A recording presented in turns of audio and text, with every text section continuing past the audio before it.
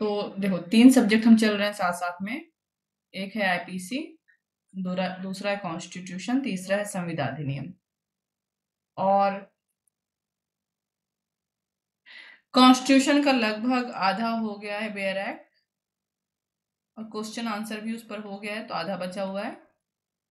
संविधान अधिनियम भी लगभग बेयर एक्ट हो गया है, तो बेयर एक्ट जैसे होगा इसका क्वेश्चन आंसर करेंगे। और आईपीसी का बेयर एक्ट चल रहा है, उसके साथ 2 क्वेश्चन हम सोचे करा दे। ये क्वेश्चन चूंकि बेयर एक्ट से आधारित नहीं है बल्कि आईपीसी का आधार है, ठीक है, मतलब किसी क्रिमिनल लॉ का आधार होते हैं, मतलब कैसे क्राइम को पहचाना जाता है। इसलिए 2 क्वेश्चन करा लेते हैं, फिर बेयर एक्ट चलते रहेंगे।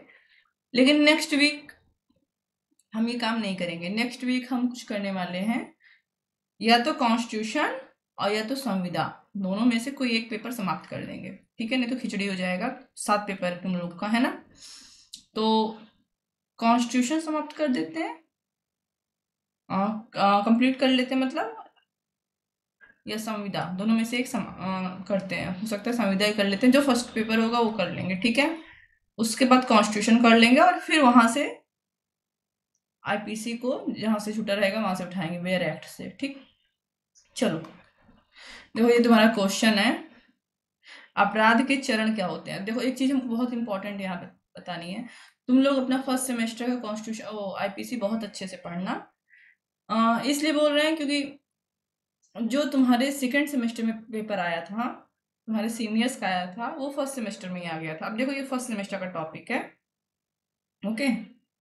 ये फर्स्ट सेमेस्टर का टॉपिक है ना, कि अपराध के चरण क्या होते हैं, ठीक है। अपराध के चरण क्या होते हैं आईपीसी में, ये फर्स्ट सेमेस्टर का टॉपिक है। लेकिन पूरा 1-2 पेपर ऐसे थे जैसे आईपीसी और टॉल्ट, ठीक है, ये फर्स्ट सेमेस्टर का ही पूरा क्वेश्चन उठा के पूछ लिया था। तो हम इम्पोर्टेंट कितना भी बताया हम सिलेबस के हिसाब से, लेकिन फर्स्ट सेमेस्टर का ही पूछ लिया था, ठीक है। जैसे ये वाला क्वेश्चन फर्स्ट सेमेस्टर में पूछकर सेकंड सेमेस्टर में पूछ लिया था, ठीक है, ओके। तो फर्स्ट सेमेस्टर का कुछ चीज़ें जो सेक्शन आधारित नहीं है, उनको सेकंड सेमेस्टर के लिए अच्छे से तैयार रखना, और टॉल्ट का फर्स्ट पेपर वाला तो पूरा तैयार रखना सेकंड के लिए भी, ठीक है, ओके। चलो, अपराध के कुछ चरण होते हैं। देखो, अपराध अपने आप में अपराध नहीं हो जाता। अब देखो एक चीज और हमको करनी है। 11 बजे क्लास में, क्योंकि हम तुम लोग के लिए पीपीटी बना रहे थे। जो नोट्स तुम लोग को हम ग्रुप में भेजते हैं ना, वो नोट्स बनाने में हमको 20 से या 30 मिनट लगता है, क्योंकि नोट्स बनाने में टाइम नहीं लगता, उसको हमको क्वेश्चन प्रूफ रीडिंग करनी पड़ती है ना, कुछ गलत कम ज़्यादा तो नहीं हो गया है, ठीक है। बट एक पीपीटी बनाने में हमको कम से कम 3 से 4 घंटा लगता है, और आई थिंक तुम लोग को पढ़ने में दिलचस्पी आएगी, इसलिए पीपीटी से पढ़ेंगे। पीपीटी में शॉर्ट में टॉपिक रहेगा, क्योंकि उतना लंबा नोट्स हम पीपीटी में नहीं छाप सकते, ठीक। तो हम लोग क्लास में टॉपिक को समझेंगे। इसका नोट्स बहुत शॉर्ट भी नहीं है, पर्याप्त है। अगर इतना ही लिख दिए एग्जाम में पर्याप्त है पास करने के लिए। और फिर भी जैसे कि मान लो कि हिंदी में है, तुमको देखो यूट्यूब पे बहुत सारे क्लास मिलेंगे जहाँ पे हिंदी में समझाया हुआ है, बट नोट्स पूरे इंग्लिश में रहते हैं, ठीक है। और मेरे साथ उल्टा है, मेरा सारा नोट्स पूरा हिंदी में मिलेगा, हो सकता है कुछ कुछ इंग्लिश ट्रांसलेशन हम डाले हुए हैं, ठीक है। नाउ सेकंड थिंग कि तो फिर इंग्लिश मीडियम वाले क्या करेंगे, हिंदी मीडियम वाले क्या करेंगे। तो देखो ये तो पीपीटी वाला नोट्स है ही, इसके अलावा हम लोग क्या करने वाले हैं कि इसके अलावा हम तुमको जो वो वाइट पेज वाला नोट्स है वो भी प्रोवाइड कर देंगे, ठीक है। क्योंकि आगे हो सकता है हम पीपीटी और शॉर्ट में बनाएं, एक्सप्लेन अच्छे से कर देंगे कि लिखा क्या है, बट नोट्स और शॉर्ट रहे, क्योंकि पीपीटी बहुत टाइम लेता है, ठीक है। चलो अब देखो, अब यहाँ क्राइम लिखा है, ऑफेंस, मोस्टली तुमको ये शब्द मिलेगा, इसका मतलब होता है अपराध, ठीक है। आईपीसी तुम्हारे सिलेबस में है, तो हम आईपीसी की बात करते हैं, आईपीसी सेक्शन 40 में, ठीक, अपराध परिभाषित है। अब देखो, कोई कार्य अपराध तब होता है, देखो कल मैंने एक बहुत इंपॉर्टेंट टॉपिक बताया था, मेंसरिया। मेंसरिया, मेंसरिया मतलब ये टॉपिक बहुत अलग से तैयार कर लेना। मेंसरिया का मतलब होता है आपराधिक आशय, कार्य को आपराधिक आशय से करना, ठीक है। एक टॉपिक और आता है, हो सकता है क्वेश्चन पूछ ले, एक्टस रिया। एक्टस रिया क्या होता है, आपराधिक कार्य, आपराधिक कार्य, ठीक है। तो अब यहाँ पे हम समझा दे रहे हैं, दोनों का नोट्स अलग अलग दे देंगे क्योंकि मेंसरिया का नोट्स दिए हुए हैं अलग अलग, सो उतनी प्रॉब्लम नहीं होगी। लेकिन समझ लो दोनों को मिला के भी लिख सकते हो क्योंकि दोनों में से कोई एक ही पूछेगा, ठीक है। ओके, तो कल वाली क्लास जाके देख लेना, जो पढ़ाए थे वही है। ओके, हाँ, अब हम शॉर्ट में क्लियर लैंग्वेज में पढ़ाएंगे, इधर उधर नहीं भागेंगे। एक ऑफेंस जो होता है, एक अपराध जो होता है, वो दो चीज़ों से, मुख्य चीज़ों से मिलकर बनता है। पहला होता है मेंसरिया। मेंसरिया क्या होता है? किसी कार्य को जो आप कर रहे हैं वो आपराधिक आशय से कर रहे हैं। अगर आपने किसी की हत्या की है और उसकी हत्या करने का आपका आशय नहीं था, हत्या करना क्या होता है? अपराध होता है, इसीलिए आपराधिक आशय दुराशय शब्द बोल रहे हैं हम, ठीक है। तो अगर आपने किसी की हत्या की है और वहां पर आपका आपराधिक आशय नहीं है, ठीक है, तो वो कार्य हत्या नहीं होगा ना। जैसे कि आपने किसी को क्षति पहुंचा दी, हानि पहुंचा दी, ठीक है, बट आपका आशय क्षति पहुंचाने का नहीं था। एग्जाम्पल यहाँ दिया हुआ है सेक्शन 44 आईपीसी, ठीक। तो वो कार्य आपराधिक आशय नहीं होगा। लेकिन सिर्फ आपके मन में कोई बात होने से वो कार्य अपराध नहीं हो जाता। जैसे हम लोग अक्सर देखते हैं, गांव वाले में किसी से लड़ाई होगी तो मन करता है मिलो तो तुमको कूट दें, ठीक है, मिले तो उनको हम कूट रहे, उनको उनको तो हम देख लेंगे वगैरह। बट अगर तुम ये सिर्फ मन में बोल रहे हो ना, तो मन में तुम्हारा ये आशय है, ठीक है, सिर्फ आशय रहने से वो कार्य अपराध नहीं हो जाता। मेंस रिया के साथ दूसरी आवश्यक तत्व जो तुम्हारे आशय को अपराध में बदलेगा वो है एक्टस रिया। एक्टस रिया, ठीक है। तो रिया का मतलब होता है अपराधी, ठीक है। और मेंस का मतलब होता है आशय, और यहाँ एक्टस का मतलब होगा कार्य। देखो, एक्ट अगर बड़ा वाला ए लिखा है तो इसका मतलब होता है कानून। जब तुम कभी बेयर एक्ट लिखो एज ए ला स्टूडेंट तो हमेशा ए लिखना, ठीक है। और अगर शॉर्ट वाला ए लिखा है तो इसका मतलब होता है कार्य, ठीक है। क्योंकि ये मैक्सिमम है इसलिए शुरू में ए बड़ा वाला ए लिख सकते हैं, ये सामान्य सा रूल है, ठीक है। एक्टस, एक्ट मतलब होता है कार्य और उसी का मैक्सिमम है एक्टस, ठीक है। समझ में आया? तो किसी कार्य को अपराध बनने के लिए दो चीज आवश्यक होती है, एक तो आपका आपराधिक आशय हो, प्लस उस आपराधिक आशय से आपने वो कार्य किया हो, ठीक है। ओके, ये समान था, ये चरण नहीं थे, ये क्या थे? तत्व थे, किसी कार्य को कैसे अपराध बनाया जाता है, ठीक है। अब अपराध के चरण देखेंगे। अपराध के चरण, ये क्वेश्चन बहुत अच्छे से तैयार करना, तुम्हारे फर्स्ट सेमेस्टर के सिलेबस में है।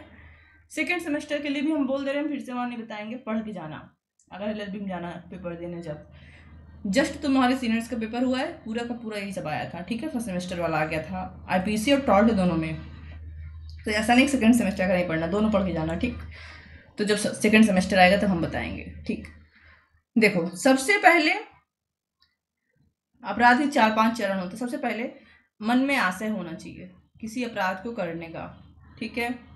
ओके, नाउ अपने आशय, सिर्फ मन में आशय होने से, जैसे हमको मान लो किसी से हमको शादी करनी है, ठीक है, तो मन में मेरा आशय है कि हमको उससे शादी करनी है, नहीं। तो दूसरा चरण है तैयारी, ठीक है। तो आशय और तैयारी, ये दूसरा चरण हो गया।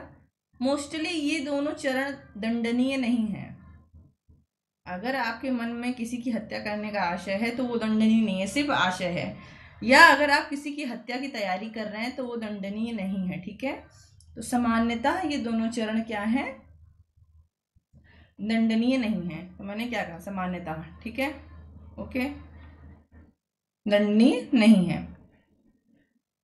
लेकिन कुछ अपवाद होते हैं, जैसे तैयारी के लिए अगर आप डकैती की तैयारी कर रहे हैं तो इसका अपवाद हम यहाँ लिख दे रहे हैं, ठीक है, डकैती। ओके, तो डकैती का अपराध की अगर आप तैयारी कर रहे हैं तो वो दंडनीय है, ठीक है। सामान्यतः आशय और तैयारी दंडनीय नहीं है। ओके, ना आशय और तैयारी के बाद जो तीसरा चरण होगा, आपने क्या किया? मन में एकदम इरादा बना लिया कि एक्स की हत्या करनी है, ठीक है। ने इरादा बना लिया कि आपको एक्स की हत्या करनी है, ठीक है। तो आपने पहले तो आशय किया, आशय दंडनीय नहीं है। फिर एक्स की हत्या के लिए आपने जहर खरीदा, ये भी दंडनीय नहीं है। इसके बाद, ठीक है, इसके बाद का जो चरण है वो 2 चरण है, दोनों दंडनीय है, ठीक है। एक कम गंभीर है और एक ज्यादा गंभीर है। तो जो तीसरा चरण है वो प्रयास। मान लो एक्स को आपने जहर दिया, बट वो जहर एक्स ने नहीं पिया, ठीक है, वो जहर गिर गया,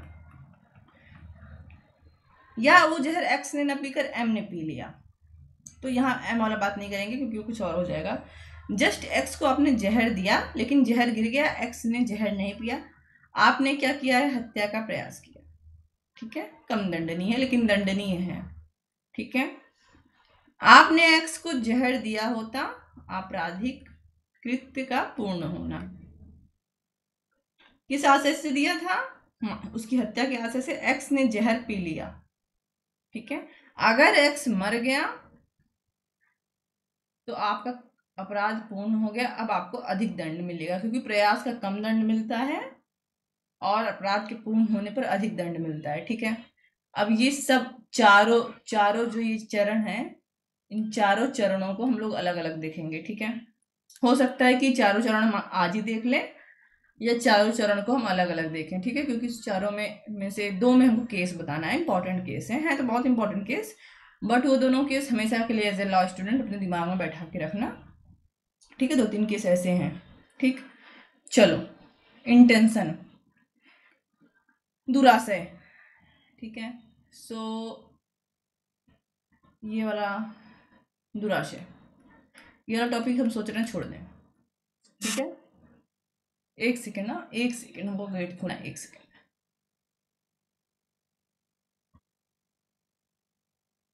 एक सेकेंड।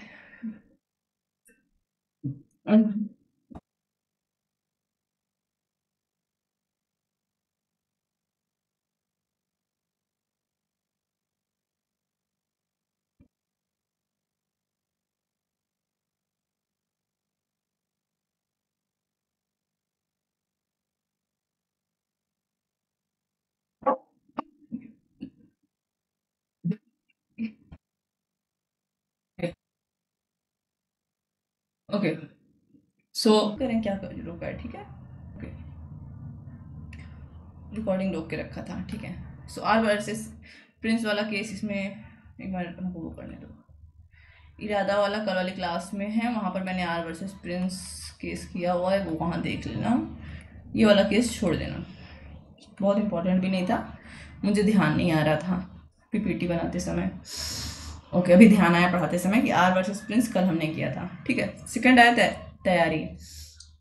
हमारा कार्य अपराध करने का है, सिर्फ हमारा आशय, इससे हमारा कार्य अपराध नहीं हो जाता, ठीक है।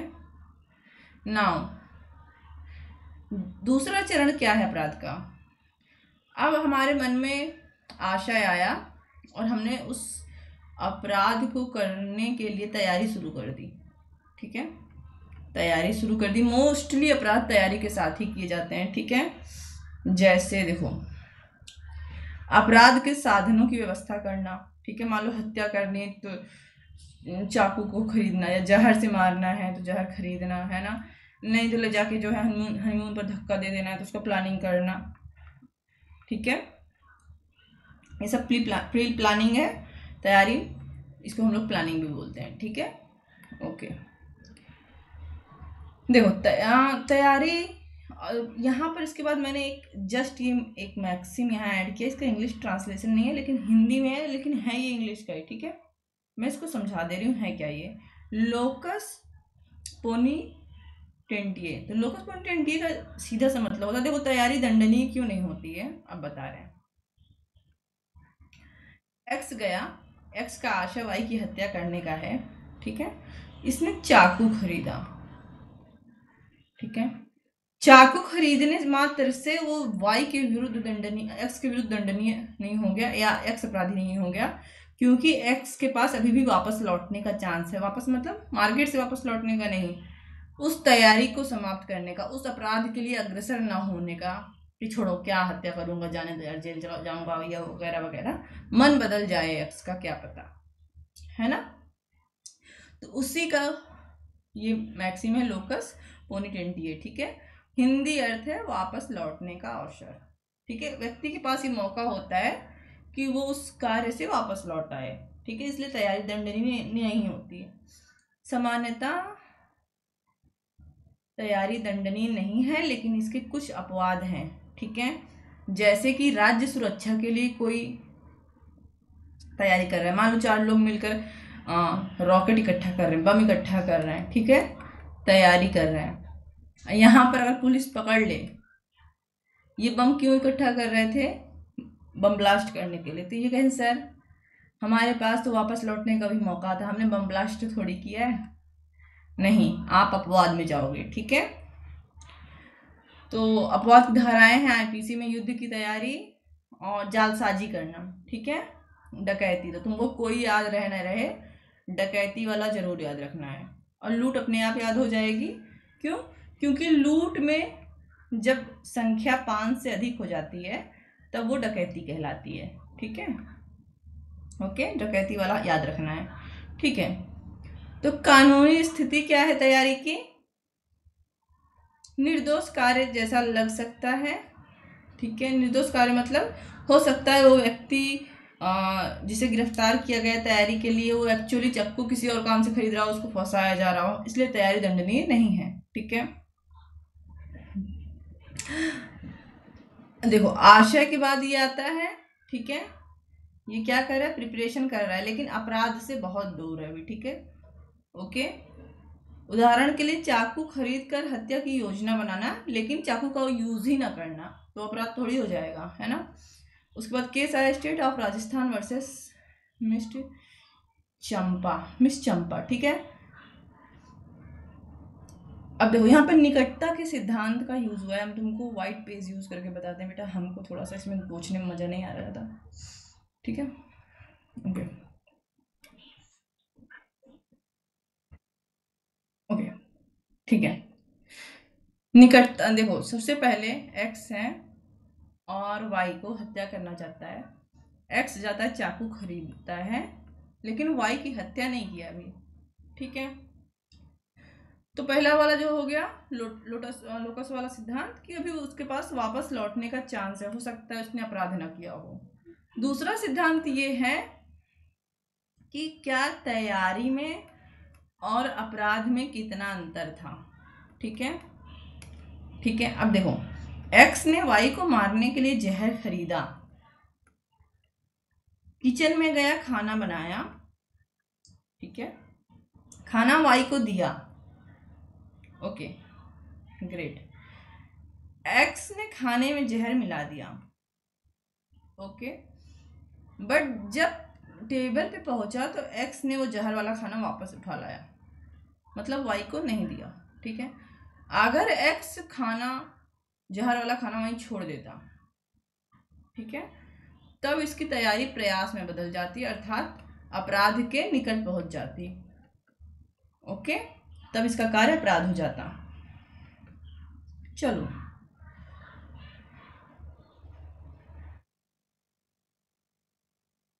देखो, आर वर्सेस जोन्स ये केस यूनाइटेड किंगडम का है, इंपॉर्टेंट है, देखो तुम इसको समझ सकते हो। इसमें क्या हुआ, इसमें जो दोषी व्यक्ति है उसने एक कार नहीं, बंदूक खरीदी, ठीक है, और बंदूक लेकर जिसको वो क्षति पहुंचाना चाहता था, मान लो वाई को क्षति पहुंचाना चाहता था, उसके पास गया, वाई अपनी कार में बैठा था, ओके, लेकिन जैसे ही यक्स यहाँ पहुंचा उसको पुलिस ने गिरफ्तार कर लिया, ये फैक्ट था, ठीक है। नाउ कोर्ट की रूलिंग क्या हुई, the court held that his actions went beyond preparation and constituted an attempt to murder as he had taken significant steps toward the crime. Court ने कहा, देखो दोषी एक्स बोल रहा है मैंने तो सिर्फ प्रिपरेशन की है, मैंने प्रयास भी नहीं किया था, तो मेरा कार्य तो अपराध होगा नहीं। कोर्ट ने कहा नहीं, तुम प्रिपरेशन से आगे बढ़ गए थे, तुम प्रिपरेशन से आगे बढ़ गए थे, तुम खुद वापस नहीं आए हो, तुमको रोका गया है पुलिस के द्वारा, ठीक है, तुमको पुलिस के द्वारा रोका गया कार्य अटेम्प्ट टू मर्डर होगा, प्रयास होगा। तो यहाँ जो है उसका कार्य जो है अपराध के बहुत निकट पहुंच गया था। Okay okay. थर्ड वाला चरण है, सबसे पहले आशय होना चाहिए, आशय किसी भी स्थिति में दंडनीय नहीं होता। दूसरा चरण होता है तैयारी, सामान्यतः ये दंडनीय नहीं होता क्योंकि वापस लौटने का मौका रहता है व्यक्ति के पास अपने विचारों को बदलने का, लेकिन कुछ अपराध जैसे डकैती, राज्य के विरुद्ध इत्यादि अपराधों में दंडनीय होता है, ठीक, सामान्यतः मतलब 50-50 मान लो। तीसरा है प्रयास, प्रयास हमेशा दंडनीय होता है।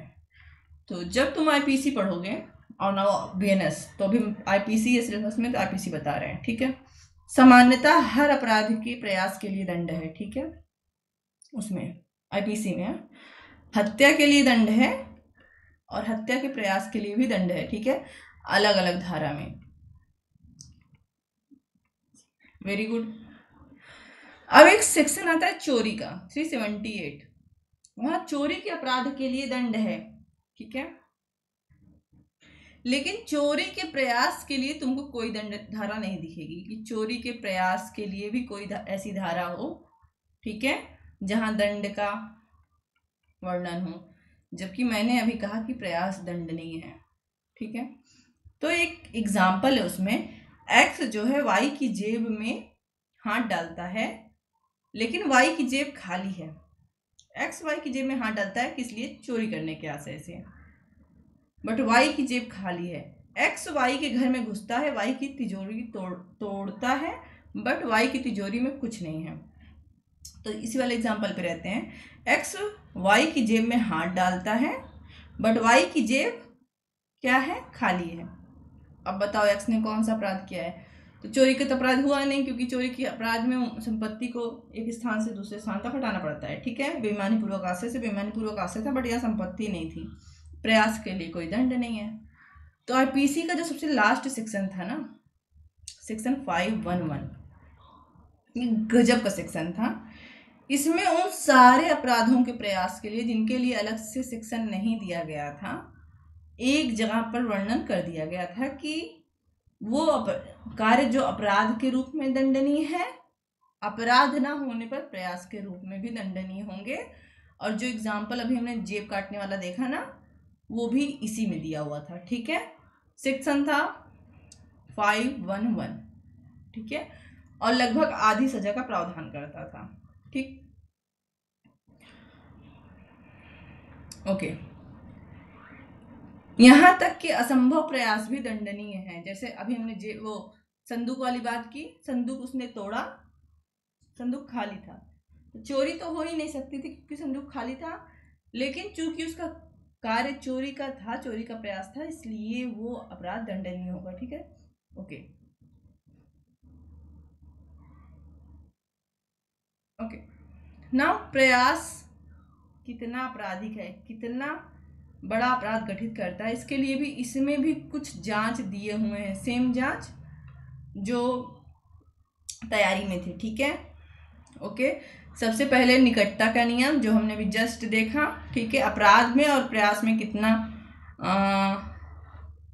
दूरी है। फॉर एग्जाम्पल, एक्स ने वाई को जहर दिया, ठीक है, गलती से वो जहर एन ने पी लिया, एन की मृत्यु हो गई, तो यहाँ तो अपराध प्रयास ही नहीं बल्कि मृत्यु दंड हो रहा है, भले ही सेक्शन 311 शायद था, कोई तो था 303, याद नहीं आ रहा हमको, आईपीसी में था। वो एक सेक्शन है जहां आप किसी एक के व्यक्ति के विरुद्ध अपराध करने जाओ, लेकिन गलती से किसी और के विरुद्ध कर दो तो आप सेम अपराध करते हो, ठीक है। अब देखो, हाँ, निकटता का सिद्धांत क्या है। एक्स ने वाई के ऊपर गोली चलाई, ओके,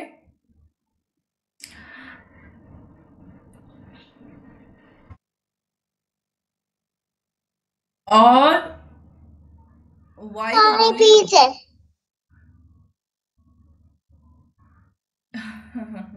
ठीक है, वाई को गोली लगी, ठीक है, वाई घायल हो गया, मरा नहीं, बट एक्स का प्रयास क्या था? अपराध के अत्यधिक निकट था, ठीक है।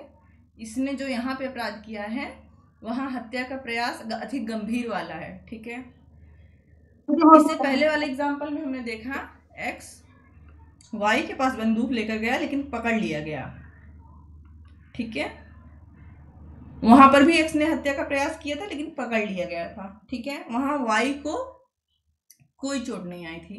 देखो अपराध दोनों में हो रहा है, दोनों में हत्या का प्रयास हो रहा है, लेकिन चूंकि इसमें घोर उपहत्या भी शामिल हो जाएगी, है ना, तो इसमें दंड की मात्रा बढ़ जाएगी। ओके, और लोकस पोनिटेंटियस टेस्ट अभी जस्ट हमने देखा, लोगों के पास वापस लौटने का मौका रहता है। एक्स वाई के खाने में जहर लेकर गया, टेबल तक पहुंचा लेकिन कुछ सोचकर वापस चला आया। तो प्रयास भी ऐसा अपराध है जिसमें वापस आने का मौका रहता है। समाप्ति टेस्ट, प्रयास एक ऐसा अपराध है अगर आपने कर लिया, सॉरी, प्रयास एक ऐसा स्टेज है अगर आपने इस अपराध का प्रयास कर लिया।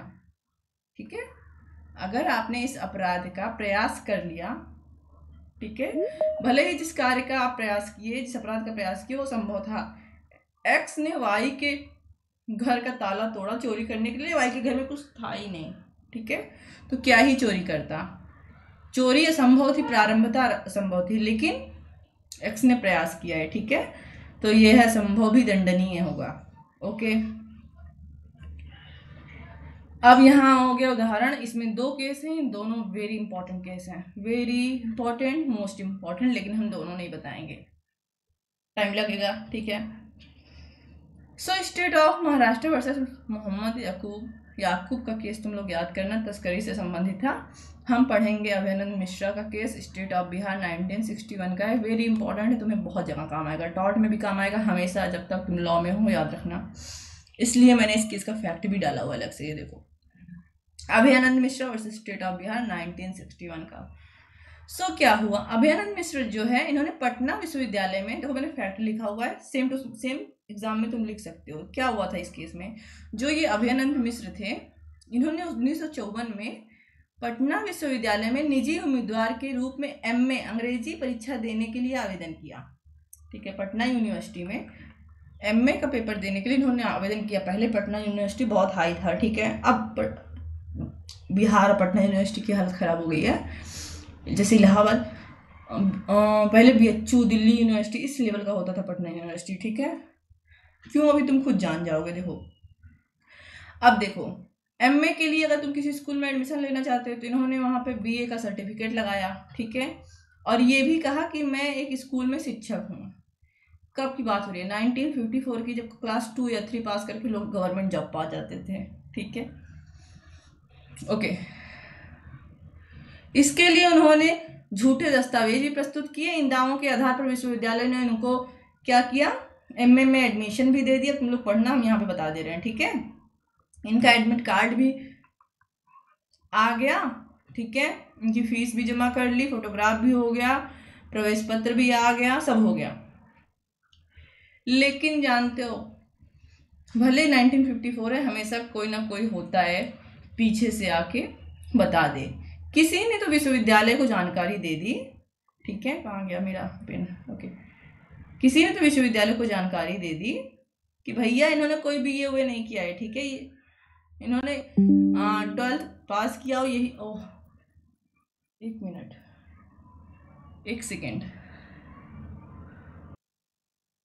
ओके, सो बीच का जो है प्लग निकला हुआ था। ओके, कुछ तो बता रहे थे। ठीक है, किसी ने तो जो है इनके खिलाफ, अभयानंद मिश्रा जी के खिलाफ बोल दिया, मतलब सच्चाई बता दी कि टीचर की बात करते हो, टीचर एमए, अरे बीए ही नहीं किए हैं, एक नंबर के फ्रॉड है ये आदमी एक नंबर का फ्रॉड है। इससे पहले भी इसके ऊपर ऐसे नकली दस्तावेज, भ्रष्ट आचरण के केस चल चुके हैं। ठीक है, और जैसे ही हमको लगता है 10th 12th में पास रहे हों, जैसे ही ये पता चला कि इनके दस्तावेज नकली थे, पुलिस को सूचना दी गई एंड सेक्शन 420 आईपीसी में। ठीक है, देखो तुमको एक बात बताते हैं, कभी बीएनएस मान लो, अब तो पढ़ोगे ही और आगे भविष्य में बीएनएस ही आंसर लिखोगे, लेकिन जब वहाँ क्वेश्चन आंसर लिखना तो केस लिखना, तो केस जिस सेक्शन से संबंधित था वही लिखना, क्योंकि देखो 1961 का केस है, आईपीसी की धारा 420 से संबंधित है, तो वही लिखोगे। ठीक है, हाँ, बीएनएस का जो कहाँ लिखोगे ये केस, तो बीएनएस का जो 420 की धारा होगी या प्रयास का जो सेक्शन हो लिखोगे, लेकिन इसका सेक्शन ही नहीं बदल दोगे, यहाँ पे तुम बीएनएस नहीं ऐड कर दोगे, ठीक है। ओके, तो पुलिस को सूचना दी गई और उन पर 420 धोखाधड़ी और 511 अपराध करने के प्रयास के तहत मुकदमा चलाया गया। ठीक, चलो अब क्वेश्चन उठा कोर्ट के समक्ष कि क्या प्रवेश पत्र संपत्ति है, क्योंकि संपत्ति के साथ ही क्या किया जा सकता है, धोखाधड़ी या फ्रॉड या जालसाजी की जा सकती है, ठीक है। ओके, क्योंकि मिश्रा जी ने तर्क दिया कि इसका कोई आर्थिक मूल्य तो है नहीं एडमिट कार्ड का, इसलिए धारा 415 के अंतर्गत संपत्ति नहीं मानी जाएगी। ओके, अब दूसरा क्वेश्चन ये भी था कि क्या उनका कार्य केवल तैयारी था, क्योंकि तैयारी तो दंडनीय है नहीं, हमने कई बार देखा।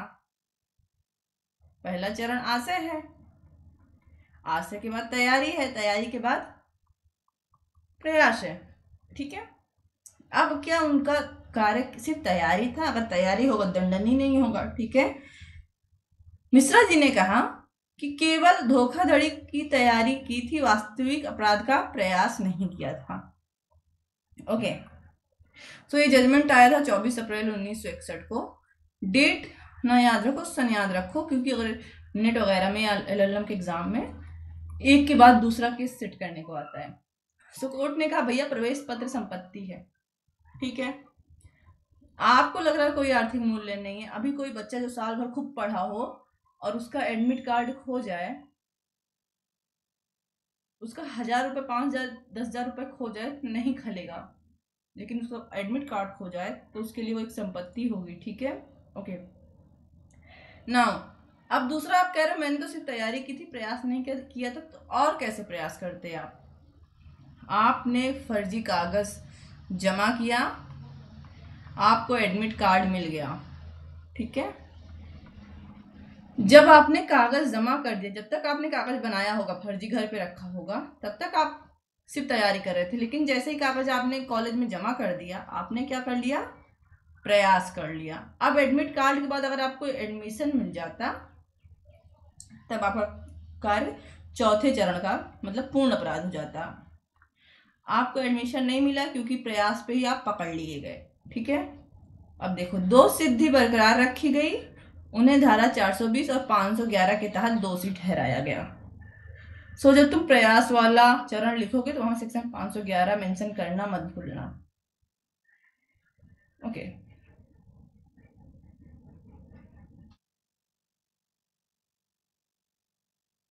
और चौथा चरण है अपराध का पूर्ण होना, ठीक है।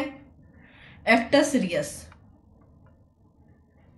एक्टस रियस, तो मेंस रिया पहला चरण था, आशय, उसके बाद प्रिपरेशन, उसके बाद प्रिपरेशन के बाद प्रयास, अटेम्प्ट, ठीक है, और उसके बाद आया एक्टस रियस।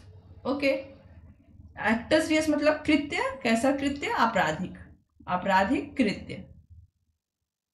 तो आपने भैया पूरा आशय से, किसी को मारने के आशय से तैयारी की, और फिर उस तैयारी को अग्रसर किया, मान लो बंदूक खरीदा था, फिर उस व्यक्ति पे गोली चला दी, प्रयास किया, और जैसे ही आपने गोली चलाई उस व्यक्ति को लगा, अब चाहे वो व्यक्ति मरा है चाहे जिया है, सॉरी जिंदा है, ठीक है।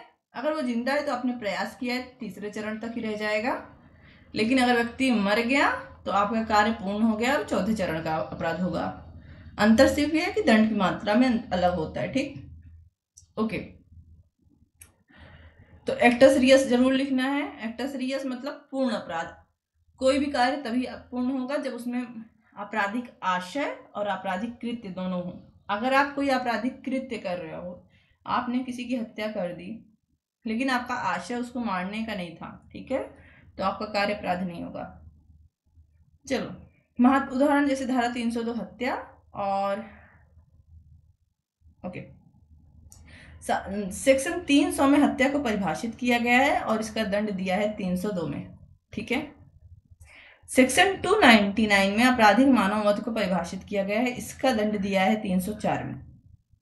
ओके, दोनों की परिभाषा तुमको 99.99% सेम दिखेगी, बस दंड का अंतर है। इसमें कम गंभीर दंड है, इसमें मृत्यु दंड और आजीवन कारावास तक का दंड है। अंतर क्या होता है? आशय सिद्ध करने का। ठीक है, कितना गंभीर आशय था या कि तो लोग, अगर किसी कोई हत्या साबित हो जाती है, कोई कार्य हत्या में क्लियर रहता है, तो उसका वकील क्या कोशिश करता है कि उसको आपराधिक मानवाध में लेकर चला जाए, कम दंड दिलाए। ठीक है, एक केस देखते हैं, Virsa Singh versus state of Punjab. बहुत सारे केस हैं बट एक केस ठीक है, बहुत सारे इंपॉर्टेंट, बहुत सारे इंपॉर्टेंट केस हैं। ठीक है, देखो यहाँ हम दुरासे पढ़ रहे हैं, यहाँ हम दुरासे पढ़ रहे हैं। ठीक है, मेंसरिया, मैलिश। ठीक है, ओके। इसके बाद हम पढ़ेंगे आपराधिक, सॉरी, कॉमन इंटेंशन। ठीक है, कॉमन इंटेंशन पढ़ेंगे, section 34 IPC, I think section 3, section 5 BNS में है, तो इसको बीएनएस वाला मत लिखो क्योंकि अभी क्लियर नहीं है मुझे, बहुत दिनों मैंने चेक किया था। ठीक है,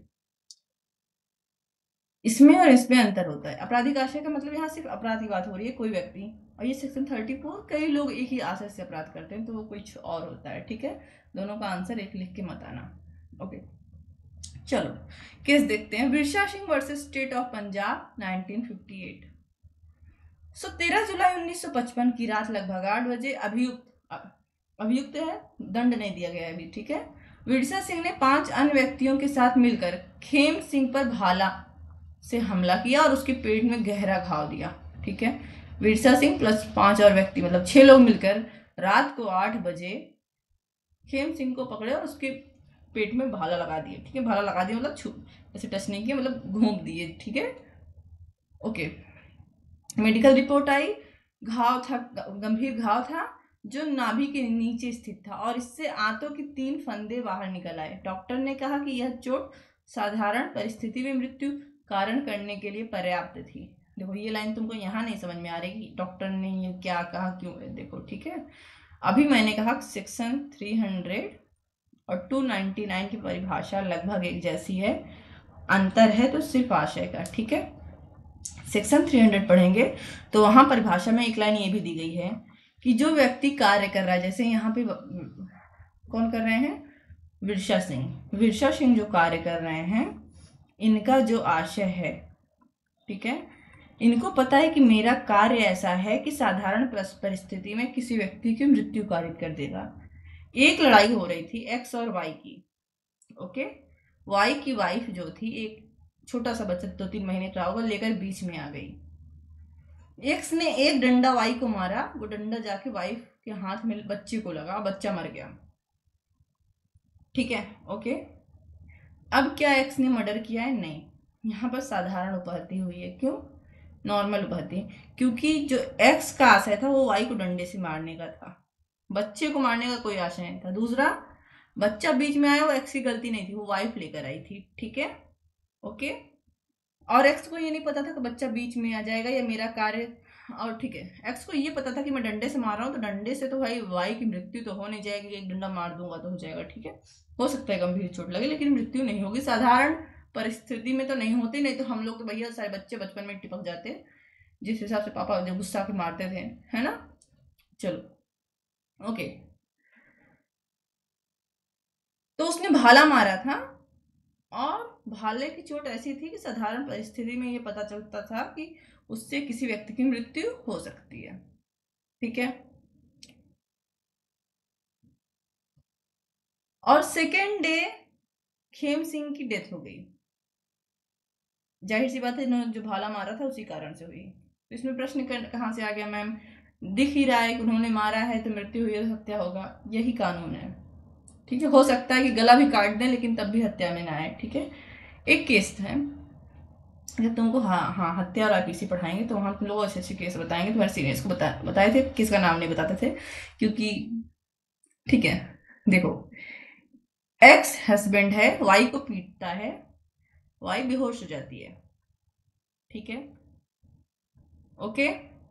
अब एक्स को लगता है कि उसकी वाइफ मर गई है, एक्स को क्या लगता है उसकी वाइफ मर गई है, ठीक है, ले जाके वाइफ को पटरी पे डाल देता है।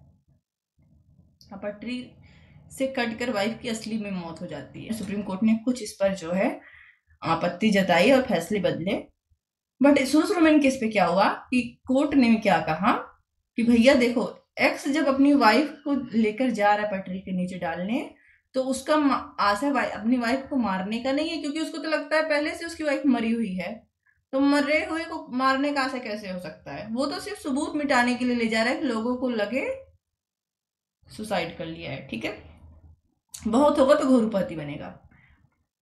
अब पता है जब सुप्रीम कोर्ट जब ऐसे हाई कोर्ट ने ऐसा फैसला दिया, तो फिर ऐसे बहुत सारे केस आने लगे, ठीक है, बहुत इजी तरीके से था भैया कि हमने सर मारने की आशा से किया ही नहीं, हमको पता ही नहीं था वो मरी नहीं है, बेहोश थी, हम तो सबूत मिटाने के लिए पटरी डाला है, हम तो सबूत मिटाने के लिए कुएं फेंका है, हम तो सबूत मिटाने के लिए।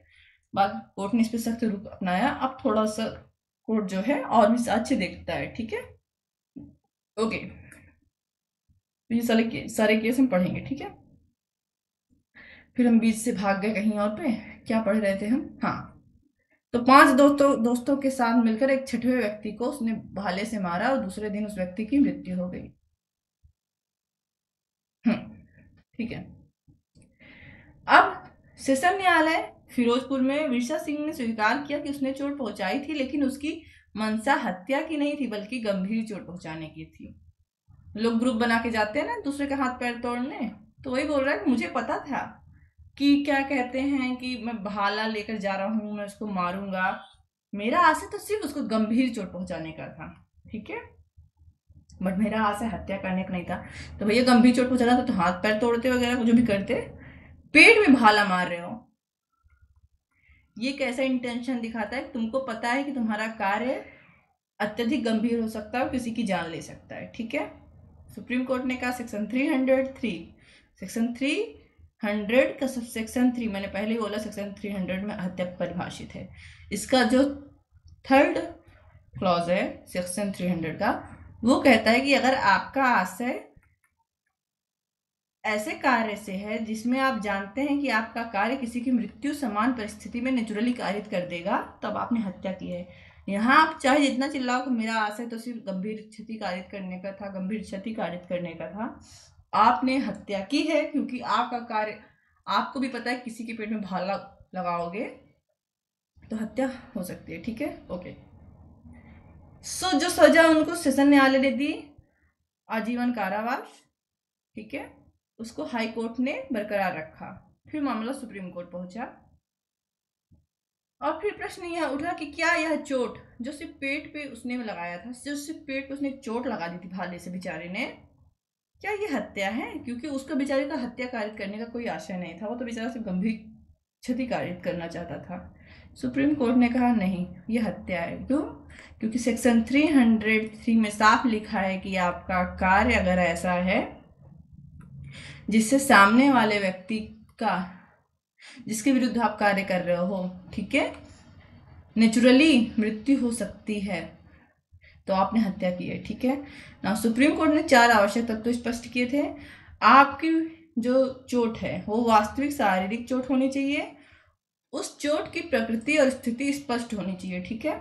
आपने भाला मारा है, गंभीर है, शरीर में उसको फाड़ के निकल गया, गंभीर घायल कर दिया, अभियुक्त को उसी प्रकार की चोट पहुंचाने का इरादा होना चाहिए।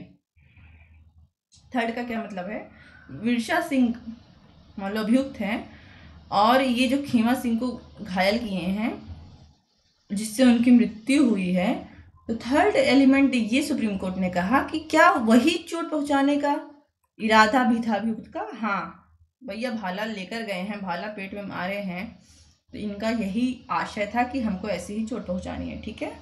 वह चोट साधारण परिस्थिति में मृत्यु का कारण बनने के लिए पर्याप्त होनी चाहिए, ठीक है। न्यायालय ने यह भी कहा कि यदि अपराधी जानबूझकर ऐसी चोट पहुंचाता है जो मृत्यु का कारण बन सकती है, तो यह हत्या मानी जाएगी, भले ही उसकी सीधी मंशा हत्या करने की न हो। मतलब अगर आपका डायरेक्टली आशय न रहा हो, मैंने फिर पहले बोला कि कोई कार्य बिना आशय के अपराध नहीं होता, लेकिन अगर आपका कार्य इतना स्पष्ट है कि हत्या, लग रहा है कि हत्या है ही, तो अगर डायरेक्ट आशय नहीं है फिर भी हत्या माना जाएगा। देखो हर चीज का अपवाद होता है, आशय का भी अपवाद है। आशय का क्या अपवाद था, कल वाली क्लास में हमने देखा था, द्विविवाह। अगर आपने एक से अधिक शादी कर ली और सुप्रीम कोर्ट सॉरी किसी भी कोर्ट में जाके आप कह रहे हो, जैसे जिला कोर्ट में जाता है, पहले हिंदू लॉ में जिला कोर्ट में जाता है, ठीक है, जाके कहते हो सर हमको नहीं, हमारा ऐसा कोई आशय नहीं था अपराध करने का, बस कर लिए दो विवाह, तो द्विविवाह या बहुविवाह ऐसा अपराध है जहां आशय नहीं देखा जाता। ठीक, ओके। अब सब में थोड़ा थोड़ा सा अंतर है, इसको पढ़ना हो तो पढ़ लेना, नहीं पढ़ना हो तो मत पढ़ना, फिर भी हम पढ़ दे रहे हैं। ठीक है, इरादा और तैयारी में क्या अंतर है, तो इरादा जो है वो मानसिक विचार है, जबकि तैयारी जो मन के अंदर रहता है, ठीक है, जबकि तैयारी क्या है, कोई साधन जुटाना है, प्रिपरेशन करना है, ठीक है, ओके।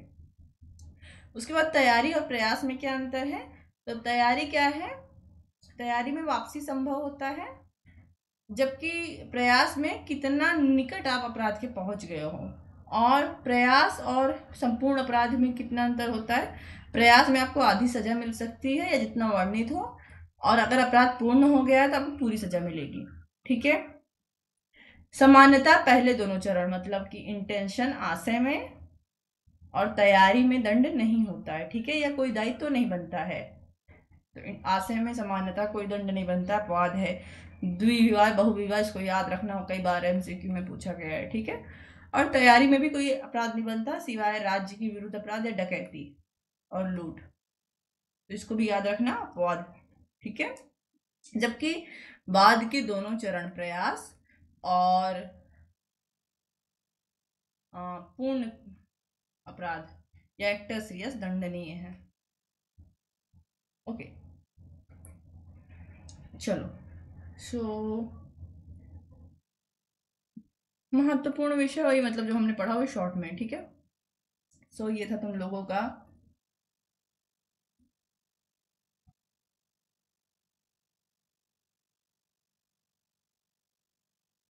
अपराध के चरण, या क्वेश्चन जरूर याद रखना, हमेशा याद रखना एज ए लॉ स्टूडेंट, अपराध के कितने चरण होते हैं, कब अपराध पूर्ण होता है कब नहीं। एलएलबी के लिए भी याद रखना। देखो ये जो पीपीटी का नोट्स है ये तो हम ग्रुप में भेज सॉरी क्लास में भेज ही रहे हैं, एक व्हाइट क्वेश्चन आंसर वाला भी भेज देंगे, तुम लोग यहाँ से पढ़ के अपना सीरीज भी हाईलाइट कर सकते हो, ठीक है, ओके। कल हम लोग हो सकता है, हम सोच रहे हैं इंडियन कॉन्ट्रैक्ट एक्ट या कॉन्स्टिट्यूशन पहले कंप्लीट कर लें, क्योंकि बीच में अटका हुआ है, 3 पेपर एक साथ अटके हुए हैं ना, तो सही नहीं पढ़ रहा। और तुम्हारे सीनियर्स का एक पेपर पूरा हो गया, मतलब ज्यूरिस्प्रूडेंस ही था, थोड़ा हार्ड सब्जेक्ट है, लेकिन चूंकि उसमें बियर एक्ट नहीं है तो बियर एक्ट न होने के कारण 8 दिन की क्लास में एक पेपर पूरा हो गया, और जिसमें से हम कुछ पहले ले लिए थे, ठीक है, ओके। आईपीसी याद रखना, ये केसेस याद रखना अगर तुम लोग लॉ के ले जा रहे हो, ठीक है। हम रिकॉर्डिंग स्टॉप कर रहे हैं, उसके बाद तुम लोग को जो जो क्वेश्चन पूछना है पूछो।